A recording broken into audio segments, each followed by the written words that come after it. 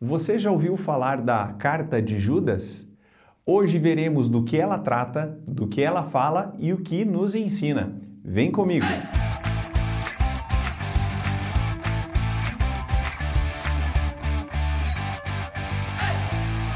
A Carta de Judas contém um único capítulo, que está localizado entre as Epístolas Gerais no Novo Testamento.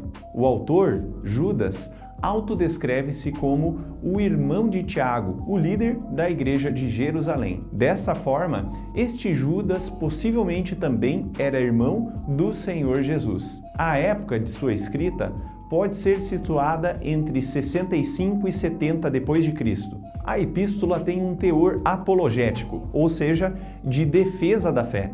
Esta inicia e termina com um destaque da ação graciosa de Deus, o qual tem poder para preservar e guardar os cristãos frente às duras e astutas tentativas de perversão dos falsos mestres. Acontece que haviam alguns indivíduos que estavam se levantando de maneira dissimulada em meio à igreja contra essa doutrina, ensinada pelos apóstolos, influenciando negativamente o povo de Deus.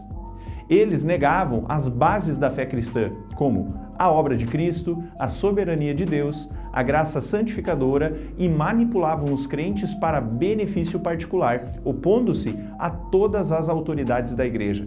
Não sabemos ao certo onde estava localizada essa comunidade de fé, porém, ao que parece, Judas tinha um grande apego por estes e se sentiu obrigado a escrever essa carta de forma rápida, advertindo contra esses perversos que estavam atrapalhando o bom desenvolvimento do evangelho e o andamento da igreja.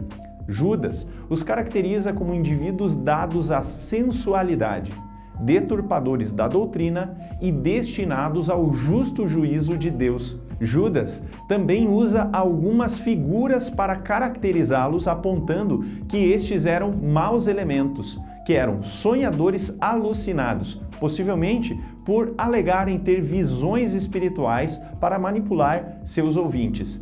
Também eram nuvens sem água, pois aparentavam ser crentes, mas não o eram em essência.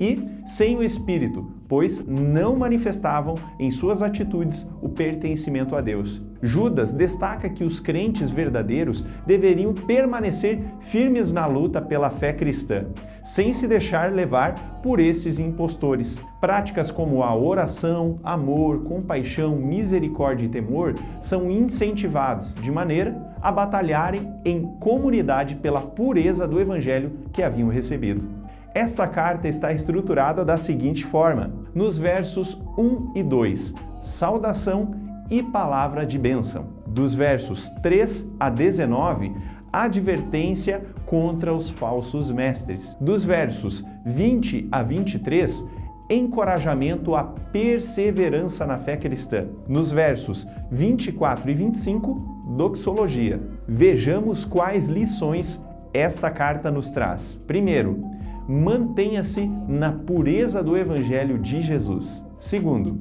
lute pela sã doutrina, refutando toda a deturpação da fé. Terceiro, o Trino Deus é poderoso para nos fazer perseverar até o fim.